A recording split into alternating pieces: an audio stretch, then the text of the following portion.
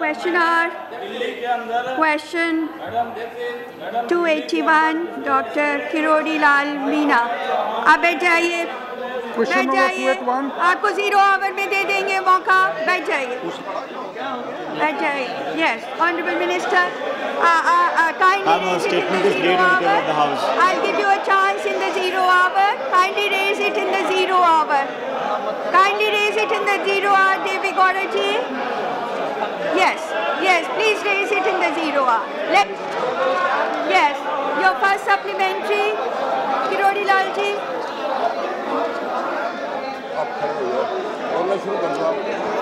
दिया 0 आवर में उठा लीजिएगा. रोज क्या आप प्रश्नकाल चलने दीजिए. Question number 281. बैठ जाइए, रोज मत करिए ऐसे. किरोड़ी लाल मीना जी. इलीगल रूटिंग के इस गोरख धंधे में गत 3 वर्षों में उनकी बात रिकॉर्ड में जाएगी. सिर्फ किरोड़ी लाल मीना जी की बात रिकॉर्ड में जाएगी और कुछ नहीं जाएगा. अपना पूरा प्रश्न. इलीगल रूटिंग के इस गोरख धंधे में गत 3 वर्षों में कौन कौन सी फर्म या कंपनियां लिप्त पाई गई तथा उनके खिलाफ सरकार ने क्या कार्रवाई की?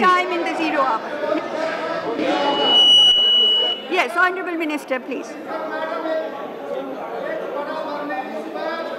जो सम्मानित सदस्य ने सवाल पूछा है वो अंतर्राष्ट्रीय कॉलों में जो घोटाले की बात की गई है वो संदर्भ सिर्फ BSNL और MTNL के लिमिटेड सवाल पूछा गया था और हमने जवाब में स्पष्ट रूप से कहा है कि पिछले 3 सालों में BSNL के लाइंस को मिसयूज़ करने वाले जो 7 केस सामने आए थे उन सभी 7 केसों पर पुलिस के साथ कार्रवाई करी गई है और जो भी कंपनी या जो भी व्यक्ति इसमें लिप्त थे उन पर लॉ एनफोर्समेंट एजेंसीज अपना काम कर रही हैं. मैं सम्मानित सदस्य को बताना चाहता हूं कि ये जो इलीगल कॉल्स में कम दर पर सप्लाई करने का जो धंधा था उसमें लगातार गिरावट इसलिए आई है क्योंकि जो इंटरनेशनल कॉल्स का जो लैंडिंग चार्ज था वो 5.5 रुपये था और लोकल कॉल का 50 पैसे था. 2003 में लगातार अंतर्राष्ट्रीय कॉलों की दरें सस्ती होती गई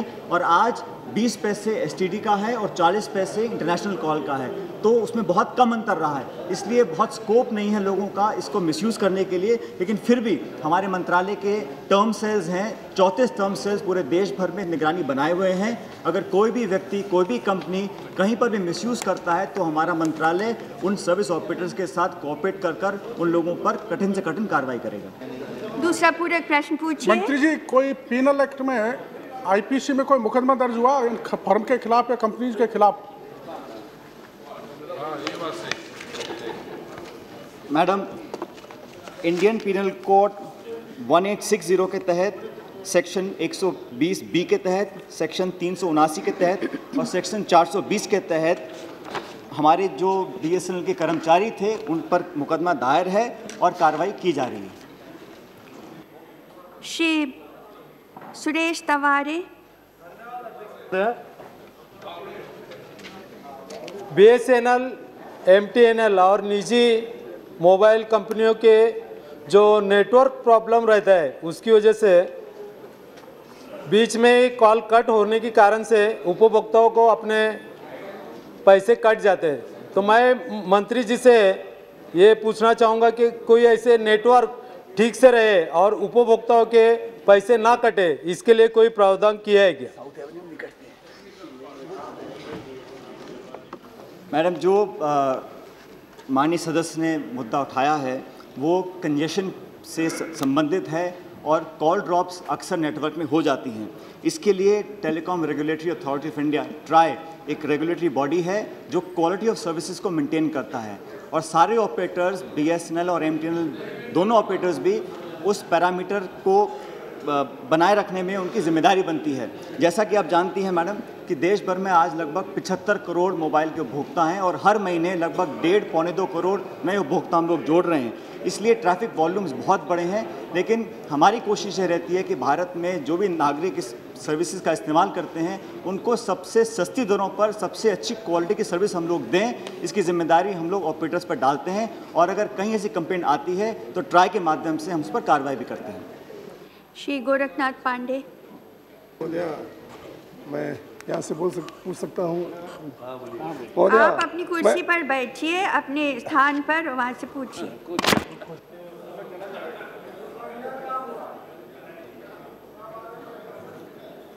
महोदया, मैं आपके माध्यम से माननीय मंत्री जी से जानना चाहता हूँ, इसके पहले भी इस बात को मैं उठाया था, पूरे देश में विशेष रूप से पूर्वांचल में हम लोग जब गांव में जाते हैं, मैं भदोही क्षेत्र से आता हूँ, तो BSNL वहाँ नहीं लगता।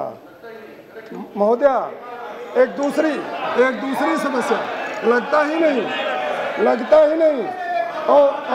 और महोदया 6 बजे सायंकाल से 8 बजे सायंकाल तक पीक आवर बताया जाता है, उसमें तो लगता ही नहीं। और टी की आवाज आती है और उपभोक्ता का पैसा कट जाता है और उसमें बताया जाता है कि रूट बिजी है। एक तरफ प्राइवेट, महोदया मैं पूछ रहा हूँ, एक तरफ सारी कंपनियां अपने उपभोक्ता को बढ़ाने के लिए तमाम स्कीम निकालती हैं और दूसरी तरफ BSNL में माननीय मंत्री जी कह रहे हैं कि इनके उपभोक्ता बढ़ते जा रहे हैं, इसलिए समस्या है। तो उपभोक्ता बढ़ना देश के लिए, इस विभाग के लिए तो अच्छी बात है। क्या इस व्यवस्था को सुधारने के लिए पूरे देश के साथ साथ पूर्वांचल, विशेष रूप से भदोही, जहाँ से मैं चुन के आता हूँ, का सायंकाल में, पीक आवर में तथा अन्य समयों में BSNL को लगने और बिना बात किए जो पैसा कट जाता है, उसकी व्यवस्था सुधारने के लिए कोई उपाय करेंगे माननीय मंत्री? धन्यवाद। मंत्री महोदय।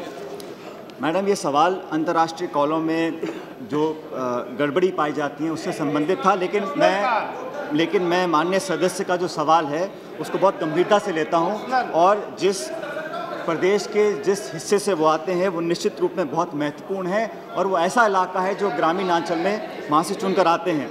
मैं 2 बात कहना चाहता हूँ मैडम। BSNL की जो सर्विसेज हैं उनको और उम्दा बनाने के लिए हमको निरंतर प्रयास करने हैं, इस बात से कोई नकार नहीं सकता है। लेकिन मैं ये बात ही बताना चाहता हूँ कि देश भर में जो 6.5 लाख गांव हैं, वहाँ पर दूर दराज के इलाकों में जहाँ प्राइवेट कंपनीज मुनाफा ना होने की वजह से कभी कभी जाने में संकोच करती हैं, वहाँ हमारी कोशिश रहती है कि BSNL का नेटवर्क को हम लोग लेकर जाएं। जहाँ तक उन्होंने कॉल्स की बात करी, मैडम अब टेक्नोलॉजी ऐसी आ गई है कि पर सेकंड पर बिलिंग होती है। तो पहले 1 मिनट का टाइम साइकिल हुआ करता था, अब पर सेकंड पर बिलिंग होती है, तो उपभोक्ता जितने सेकंड बात करता है उसको उतना ही बिलिंग होती है। जहाँ तक नेटवर्क की बात है मैडम, जो मोबाइल टावर्स हैं उनको चलाने के लिए बिजली की आवश्यकता होती है, तो हमारे सामने कठिनाई ये भी आती है, कभी कभी प्रदेशों में पर्याप्त मात्रा में बिजली उपलब्ध नहीं होती है। वहाँ पर हम लोग जनरेटर लगवाते हैं, डीजल से वो जनरेटर चलते हैं और हमारी कोशिश ये रहेगी आने वाले समय में कि BSNL की सर्विसेज को हम लोग और बेहतर करें। Honorable members, I am clubbing 282 with 292 and now Srimati Deepa Das Munshi. Number 282. A2F, an answer is laid on the table of the House. Thank you, Madam. Through you, I want to ask the Minister that the private agencies have been entrusted for the exploration and extraction of coal reserves. Madam, in our state, we have seen in Asansol area, there is huge quantity of coal lying on the roadside near the railway station. It's a heap of coal and it has been looted day by day. And it has been patronized by the CPM local leaders and the left front government is doing nothing against it. Madam, this is absolutely right. And in the newspaper, in all the media has shown one side. Ask your question. Ask your question. One side. She's asking the question. Let her ask the question. बैठ जाइए, बैठ जाइए. It has been patronized. I'm saying again, it has been came into newspaper and media so many times. One side there is insufficient of rake, another side the looting has been going on. In the Naxalite area, madam, one side there is exploration and one side there is exploitation. Ask your question. Madam, in Naxalite area, the states like West Bengal, Jharkhand, Orissa, where the states, in those states, the private agencies, the operators learn to be exploiting the locals, especially the tribals. My question is whether the government is taking any action to prevent this situation and how far the terms and conditions prove beneficial for the country. Thank you. Honorable Minister. माननीय अध्यक्ष जी, माननीय सदस्य ने जो चिंता जताई है, ये चिंता हमारे देश के कुछ प्रांतों में है, इसमें कोई शक नहीं है। चाहे वो पश्चिम बंगाल हो, चाहे वो झारखंड हो, चाहे वो उड़ीसा हो और चाहे छत्तीसगढ़ हो, और हमारी सारी कोल प्रॉपर्टीज़ भी ज़्यादातर इन्हीं चारों पांचों स्टेट्स में हैं। इसलिए प्रयास हमेशा ये किया जाता है कि इन समस्याओं का समाधान राज्य सरकार से मिलकर हम लोग करें। मैं भी जिन प्रांतों के दौरे पर गया वहाँ के चीफ मिनिस्टर से मैं ज़रूर मिला। पश्चिम बंगाल गया, वहाँ के चीफ मिनिस्टर से मिला। झारखंड गया, वहाँ के उस समय के गवर्नर से मिला, बाद में चीफ मिनिस्टर से मिला। मेरी भी कोशिश ये रहती है कि इस तरीके की जो चोरियाँ हो रही हैं उनको हम रोकने में कामयाब हों, क्योंकि आज के वक्त में कोयला हमारे देश की नहीं बल्कि दुनिया की बहुत बड़ी आवश्यकता बन गया है। इसलिए हमारा प्रयास रहता है और उस प्रयास में आंशिक सफलता भी मिलती है। कभी सीबीआई रेड डालती है, लेकिन राज्य सरकारों से मेरा खास तौर से अनुरोध है, क्योंकि कानून और व्यवस्था ये पूरी तरीके से राज्य का विषय है, पुलिस पूरी तरीके से राज्य का विषय है। अगर राज्य सरकारों का और अधिक सहयोग हमारे मंत्रालय को प्राप्त हो, कोल इंडिया को प्राप्त हो, तो शायद इस समस्या से निपटने में हम ज़्यादा कामयाब हो सकें। Second question, please. Madam, I want to ask through you that Coal India has stopped giving coal linkages to new industries. Large industries can, what the minister has answered, that the only solution is to import. Now, large industries can take recourse to import coal, but what about the small industries? They have to, obviously, they have to forcefully depend upon the illegally mined coal. This is perhaps the main reason why the illegal mining is flourishing. My question is, what efforts are being made by the government to meet this demand and to ensure easy availability of coal to all industries and domestic? Honorable Minister. 90% कोयला indigenous होता है और हमारे देश की requirement का 90% आपूर्ति हम इंडिजिनस कोल से ही करते हैं।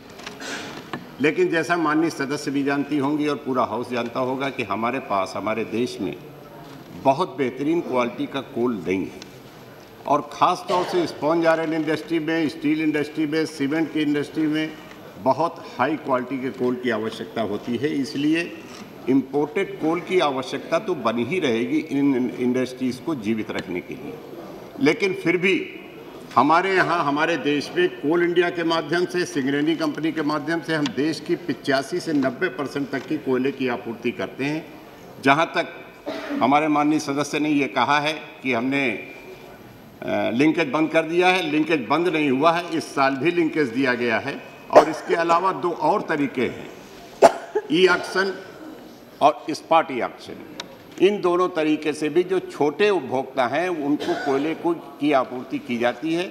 इसलिए ये कहना कि लिंकेज बंद कर देने से छोटे उपभोक्ताओं को दिक्कत आएगी, किसी तरह की कोई दिक्कत नहीं आएगी। हाँ, ये ज़रूर है कि हमारे देश को कोल की रिक्वायरमेंट बनी रहेगी, क्योंकि बेहतरीन क्वालिटी का कोल हमारे देश में नहीं पैदा होता है, उसके लिए हमें इम्पोर्ट करना ही पड़ेगा। श्री नारायण भाई कछाड़िया। धन्यवाद महोदया, बहुत बहुत धन्यवाद।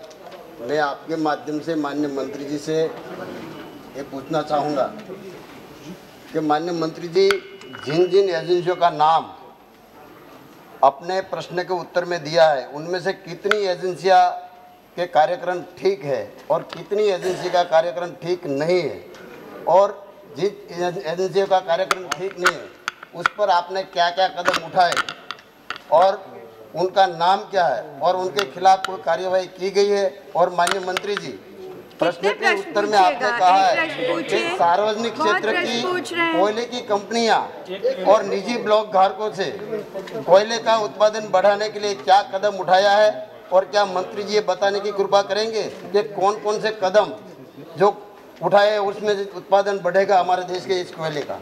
धन्यवाद। कोयले का उत्पादन बढ़ाने के लिए माननीय अध्यक्ष जी बहुत सारे कदम उठाए गए हैं। हमने 208 कोल ब्लॉक जो दिए हैं वो पब्लिक सेक्टर को भी दिए हैं और प्राइवेट सेक्टर को भी दिए हैं। प्राइवेट सेक्टर को देने के पीछे हमारी मंशा ये थी, हमारे मंत्रालय की मंशा ये थी कि जहां एक और पब्लिक सेक्टर की हमारी PSUs जैसे कोल इंडिया है, सिंगरेनी है, ये कोयले का उत्पादन करें और उसके साथ साथ प्राइवेट सेक्टर के लोग भी एंड यूज प्लांट के लिए कोयले का उत्पादन करें, जिससे ज़्यादा से ज़्यादा कोल हम अपने देश की धरती से एक्सट्रैक्ट कर सकें। 208 कोल ब्लॉक जो दिए गए उनमें से 26 कोल ब्लॉक में अभी तक उत्पादन शुरू हो पाया है। ज़्यादातर कोल ब्लॉक में उत्पादन नहीं शुरू हो पाया है। हालांकि उसके पीछे बहुत सारे कारण हैं। एनवायरनमेंट क्लियरेंस का कारण है, फॉरेस्ट्री क्लियरेंस का कारण है, लॉ एंड ऑर्डर की व्यवस्था अच्छी नहीं है बहुत सारी स्टेट्स में, इसकी वजह से काम नहीं शुरू हो पा रहा है। नक्सल प्रॉब्लम है, उसकी वजह से काम नहीं शुरू हो पा रहा है। फिर भी हमने जिनको जिनको कोल ब्लॉक दिए हैं और जिन लोगों ने एक पीरियड के बाहर अभी तक उन्होंने उत्पादन नहीं शुरू किया है, उनको हमने शोकाज नोटिसेस भी दिए हैं, एडवाइजरीज भी जारी की है। और हमारी कोशिश ये है कि हम ज़्यादा से ज़्यादा कोयले का उत्पादन उन कंपनियों के माध्यम से कर सकें। लेकिन अगर कोई कंपनी जानबूझकर, कोई भी प्राइवेट सेक्टर की कंपनी हो या पब्लिक सेक्टर की कंपनी हो, जानबूझकर कोयले का उत्पादन नहीं करना चाहती है तो उसके खिलाफ हम सख्त से सख्त कार्रवाई करेंगे। 10 कोल ब्लॉकों को हमने रद्द भी किया है। आने वाले समय में अगर आवश्यकता पड़ेगी तो जो आवंटन हुए हैं उनमें से ऐसे कोल ब्लॉक होल्डरों के कोयले का आवंटन हम रद्द भी करेंगे। श्री अनंत कुमार हेगड़े। महोदय, मंत्री जी ने बताया कि कोल माइंस प्राइवेट सेक्टर में भी दिया गया है और पब्लिक सेक्टर में भी दिया गया है।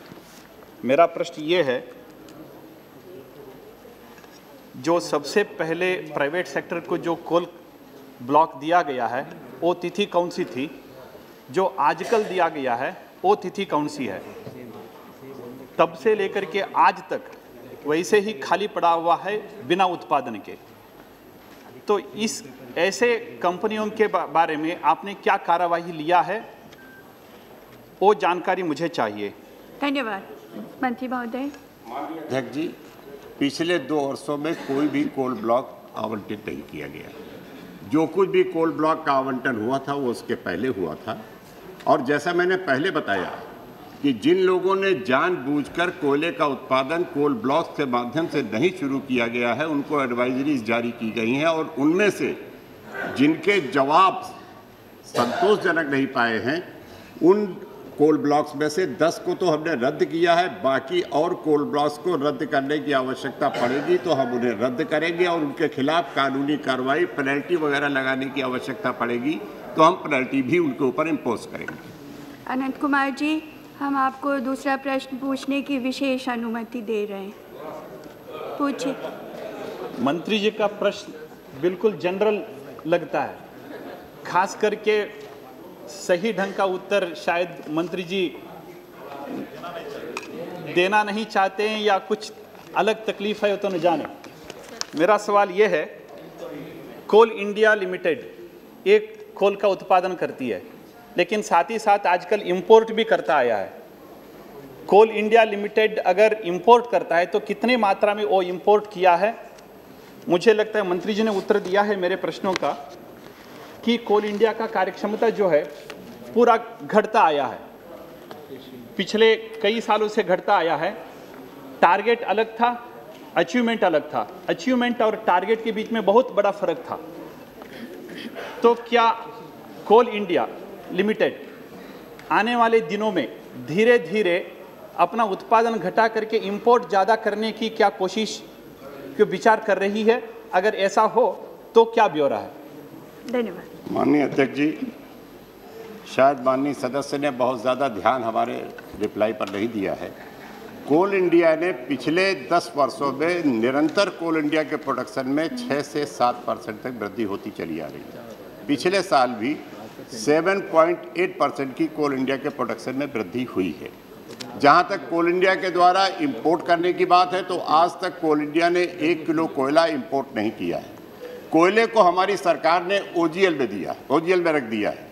OGL का मतलब यह है कि कोई भी प्राइवेट कंपनी, कोई भी प्राइवेट प्लेयर अगर चाहे तो कोल का इंपोर्ट कर सकता है और देश की आवश्यकता की आपूर्ति कर सकता है। मैं समझता हूं कि माननीय सदस्य हमारे इस जवाब से पूरी तरह सेटिस्फाइड होंगे। श्री जगदीश शर्मा, अब तीसरा प्रश्न नहीं पूछ सकते आप। जगदीश शर्मा जी, अब बैठ जाइए। जगदीश शर्मा जी पूछिए आप। ठीक है, बैठ जाइए। Nothing will go on record. No, it is not going in record. Jagdish Sharma ji आप पूछिए। अध्यक्ष महोदया, ये सवाल बहुत महत्वपूर्ण है और अपने जवाब में मंत्री महोदय ने लिखा है कि कोयले के उत्पादन में प्रति वर्ष बढ़ोतरी कर रहे हैं 6%, 7%, 8% का। अच्छी बात है, बढ़ोतरी करें ये। लेकिन महोदया, मैं आपके माध्यम से इसे जानना चाहता हूं कि जब झारखंड और बिहार बटा तो सारे कोयला खदान चले गए झारखंड में। बिहार में ऊर्जा संकट है और ऊर्जा संकट से निपटने के लिए बिहार सरकार ने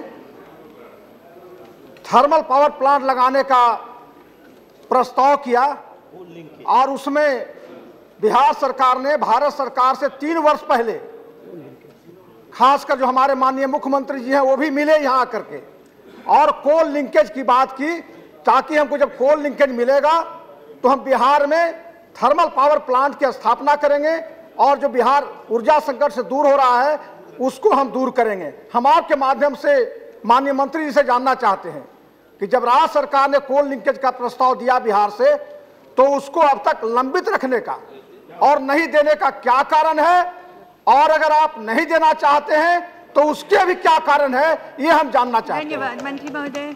माननीय अध्यक्ष जी, बिहार प्रांत में जितने ऊर्जा के प्लांट लगे हुए हैं उनको कोल लिंकेज के माध्यम से ही आपूर्ति की जाती है और मुझे बताते हुए हर्ष होता है कि उन पावर प्लांट्स को लगभग 95% कोयले की आपूर्ति हम कोल इंडिया के माध्यम से करते हैं। इसके अलावा बिहार प्रांत को 2 कोल ब्लॉक भी दिए गए हैं, लेकिन उसमें अभी तक कोई उत्पादन नहीं शुरू। श्री वासुदेव आचार्य। मैडम, बिहार में पावर प्लांट लगे हैं उनको कोल लिंकेज बाकायदे दिया जाता है, वहाँ कोयले की कोई कमी नहीं है। 2 कोल ब्लॉक सरप्लस दिए गए हैं बिहार प्रांत को कि उसमें से वो कोयले का उत्पादन शुरू करें।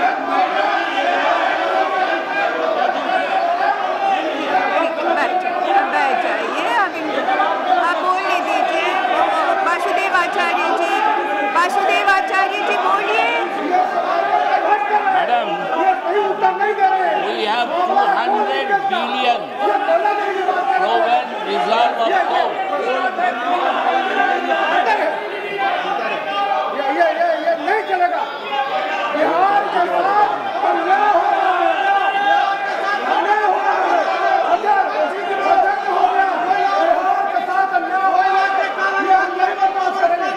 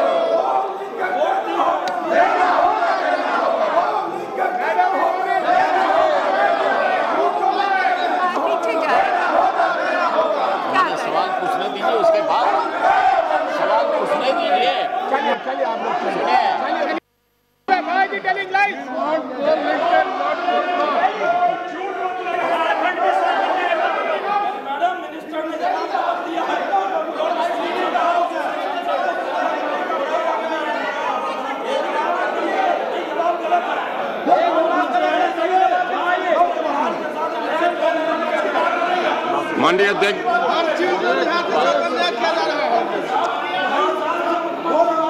इस मामले को इस मामले को मैं साफ करना चाहता हूं। मैडम, अगर मंत्री महोदय खड़े हो गए हैं, आप लोग बैठ जाइए। मंत्री महोदय खड़े, मंत्री महोदय खड़े हैं, बैठ जाइए आप बैठ जाइए। पहले शरद जी अगर कुछ कहना चाहते हैं, अगर आप कहना चाहें तो कुछ कह लें। आप बैठ जाइए, बैठ जाइए, बैठ जाइए, बैठ जाइए, बैठ जाइए। आपको कुछ कहना है? मैं कहना चाहता हूं, लेकिन अगर शरद जी कुछ कहना चाहें तो वो पहले कह लें, उसके बाद में कहें। अध्यक्ष जी बैठिए। अध्यक्ष जी उन्होंने उत्तर दे दिया, बैठ जाइए, बात उसी को उठा रहे हैं। अध्यक्ष जी, मैं माननीय मंत्री जी से ये जो लोगों का रंज और अफसोस है, उसका कारण ये है कि कोल लिंकेज और ब्लॉक में जमीन आसमान का अंतर है। आपने कोल लिंकेज पुराने जो हमारे प्लांट हैं और जो नए प्लांट हैं बनने वाले हैं, पुराने प्लांट के लिए कोल लिंकेज है, लेकिन बिहार में जब झारखंड और बिहार बट गया तो उसकी कमर टूट गई है। इन्हें जीरो यानी पावर जो है वो अकेले हिस्से में आया बिहार के, इसलिए वहाँ ज़रूरत है बड़े पैमाने पर कि वहाँ उद्योग जो लगे और बिजली का उत्पादन हो। तो कोल लिंकेज और ब्लॉक में जमीन आसमान। ब्लॉक का मतलब है कि इन्वायरमेंट है, उसको साफ करना है, उसको अलग करना है, तब कहीं वो मिलेगा। ये जो मेंबर पूछ रहे हैं वो कोल लिंकेज आप नहीं दे रहे, इसलिए कोल लिंकेज जो नए प्लांट बनने वाले हैं उनके लिए कोल लिंकेज देने चाहिए।